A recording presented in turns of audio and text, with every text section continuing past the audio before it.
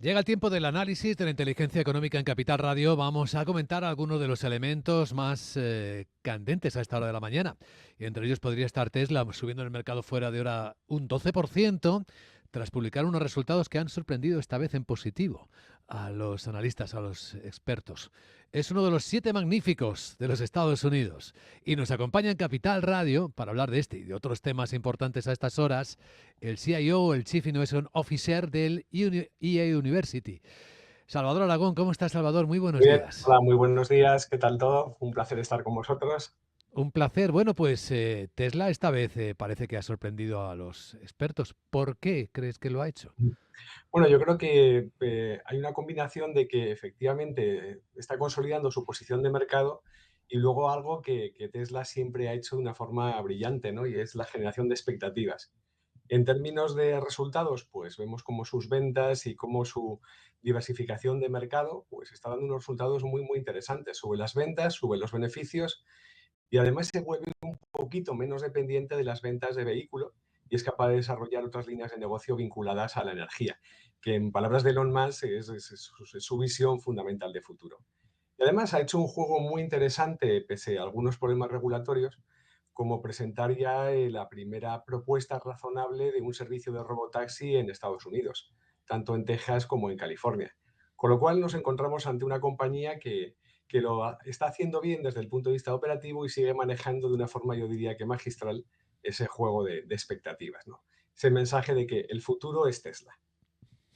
La verdad es que juega bien Elon Musk, ¿no? En esta partida, porque tiene, por una parte, ese juego de futuro con Tesla hablando de los vehículos eléctricos, los Uh -huh, vehículos autoconducidos, pero luego juega en paralelo con SpaceX, con la uh -huh, carrera espacial, al mismo tiempo con sus robots Optimus, sin olvidar aventuras como Neuralink, ¿no? La interface de uh -huh. conexión del cerebro al ordenador en la que sigue avanzando, que sepamos, ¿no? Se sigue avanzando y de hecho ya ha habido, o sea, hace 6 meses tuvimos ya la primera intervención y es muy interesante porque en su plan en Neuralink pasa en primer lugar por establecer el concepto de interfaz cerebral, que en ese sentido se va bastante bien, pero su paso siguiente es lo que él llama la ingeniería cerebral. Es decir, no solamente leer en el cerebro, sino también ser capaz de escribir en el cerebro, lo cual nos lleva a un escenario que no sé si esperanzador o preocupante. Ya. Y todo esto tiene un nexo en común, que es precisamente la inteligencia artificial, ¿no? Ujú, efectivamente. Es, digamos, al menos una parte de la inteligencia artificial, en este caso, bueno, pues es la tecnología que en este momento, quizás también con un punto de sobreexpectativas, y podremos hablar de ello un poquito más adelante, pues es la que nos está marcando la frontera del desarrollo tecnológico. Esa parte de la visión nos interesa, profesor. Ujú. ¿Hay sobre expectativas con la inteligencia artificial? Claramente hay sobreexpectativas en la inteligencia artificial. No olvidemos que el mundo tecnológico es lo que llamamos siempre un mundo Cassandra, es decir, es un mundo de profecía autocumplida. Y entonces, en la medida en que somos capaces de definir que en el futuro de la inteligencia artificial está el futuro de la humanidad, vamos a generar demanda para la inteligencia artificial. La verdad es que desde el punto de vista de tecnología estamos viendo desarrollos extraordinariamente interesantes, pero, por ejemplo, en el caso de la generativa, que es de alguna forma es la familia de inteligencia artificial que en este momento es más, tenemos todos más en boca, claramente empezamos a ver ciertas limitaciones en sus casos de uso en el entorno empresarial. Con lo cual, yo diría que hemos alcanzado la cumbre de las expectativas, se van a enfriar en los próximos años y, en cambio, veremos pues, en 2, 3, 4 años casos de uso mucho más sólidos de los que estamos viendo ahora. Pero pasaremos por un pequeño periodo de enfriamiento previo. Hmm. Hay muchas preguntas y en particular en términos de negocio, ¿no? ¿Cómo Ujú. puede impactar en los distintos sectores? Sí, es decir, hay desde escenarios apocalípticos, por ejemplo, hay algunos datos de alguna conocida consultora que nos dice que la inteligencia artificial tiene capacidad, y voy a repetir el dato que daban para España, de volver prescindibles al 48% de los trabajos de este país.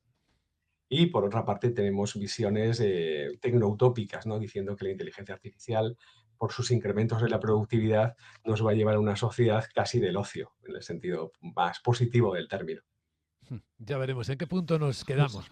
Nos gustaría comentar con usted también, don Salvador Aragón, el mapa del emprendimiento que recordemos a nuestros oyentes, South Summit viene realizando precisamente ahora la eUniversity, Ujú. junto pues con un equipo de expertos en el que se intenta ver en el mundo cómo está precisamente el emprendimiento. Y si perfilamos a los emprendedores de hoy, dónde están, quiénes son, qué perfil tienen, qué sorpresa nos encontramos, si existe sorpresa. Pues que la clave, Luis Vicente, es que no tenemos ninguna sorpresa.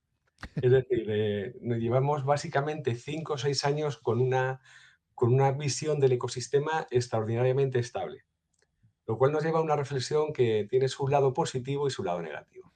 El lado positivo claramente es que tenemos un ecosistema que podríamos llamar como maduro. Nos encontramos con que la mayor parte de los emprendedores son hombres, un 80%, edad pues en torno a los 38 años, la mayor parte provienen de otras compañías y hay dos motivaciones complementarias para emprender, ¿no? Una especie de impulso vital por ser emprendedor y otra que tiene mucho más que ver con aprovechamiento de oportunidades puntuales.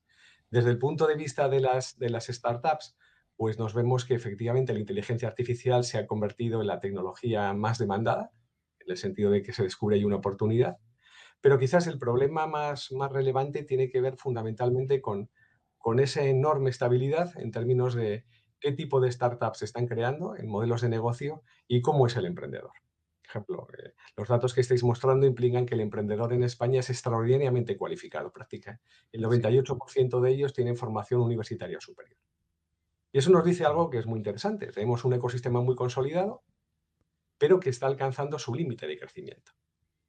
Por ejemplo, hay Y- un dato que para mí es dramático cuando vemos el EBITDA que están consiguiendo los modelos de negocio que estamos lanzando, somos incapaces de romper una especie de techo de cristal que se encuentra en torno al 18% del EBITDA.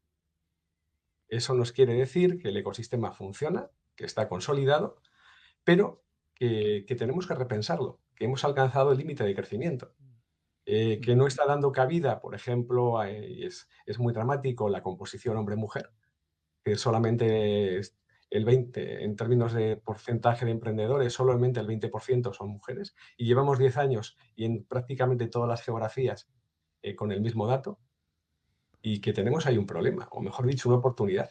Estamos generando el mismo tipo de emprendedor, estamos generando el mismo tipo de compañías con un límite claro de rentabilidad, y no somos capaces de ir más allá. Nos hace falta una reinvención. Sí, es muy interesante esta reflexión porque muestra las enormes diferencias por género y Ujú. también, también por país, ¿no? Por zona del mundo, porque vemos que el mayor ecosistema de emprendedores se Sí. está viendo en Latinoamérica. Sí, este dato lo que refleja son dónde cuáles son, de dónde provienen las startups que han participado dentro de South Summit, lo cual nos dice que tenemos una muestra muy interesante a la hora de poder comparar geografías.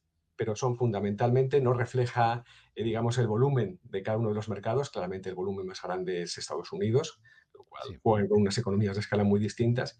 Pero sí que South Summit es capaz de atraer iniciativas de prácticamente cualquier parte del mundo y que eso nos permite hacer comparativas muy interesantes.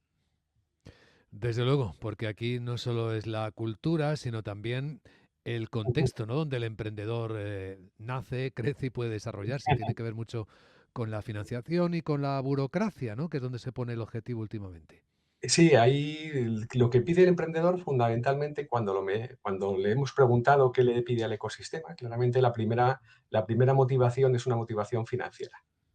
Pero también es muy interesante porque cada vez más le pide al ecosistema que le abra puertas de mercado, lo cual es muy, muy, muy interesante. Ya no nos preocupa tanto el hecho de conseguir financiación, y eso es bueno porque nos dice que el ecosistema es maduro y es capaz de financiar, sino que cada vez le pide, oye, ayúdame a alcanzar a determinado tipo de clientes, lo cual es muy, muy, muy interesante. Bueno, Como conclusión y como profesor en una escuela de negocios de referencia, ¿qué se puede aplicar usted, profesor Aragón? pues yo me aplico un aspecto muy interesante y es que los emprendedores cada vez más tienen claro que la principal causa de fracaso no tiene que ver con causas exógenas, con que el mercado ha colapsado, con que ha habido un cambio de regulación, es decir, algo externo. Cada vez son más conscientes de que la principal causa de fracaso tiene que ver con ellos mismos. Y tiene que ver con tres aspectos, ¿no? Con no haber tenido en cuenta los aspectos financieros, Dos, con no haber sido capaz de escuchar y cambiar su propuesta de valor cuando el cliente a gritos te está diciendo eso. Y tercero, básicamente problemas de cohesión dentro de los equipos de fundadores y de los equipos de dirección de las startups. Con lo cual eso es una prueba de madurez muy interesante. La principal causa de fracaso la tenemos nosotros mismos, no le echamos culpa al ecosistema. Y ahí los emprendedores eso lo han aprendido. Excelentes conclusiones que dan mucho que pensar. Son una Ujú. auténtica lección magistral en pocos segundos. Don Salvador Aragón, Chief Innovation Officer de EA University, gracias por compartirlo en Capital Radio y buen día. Muy buen día y como siempre un placer.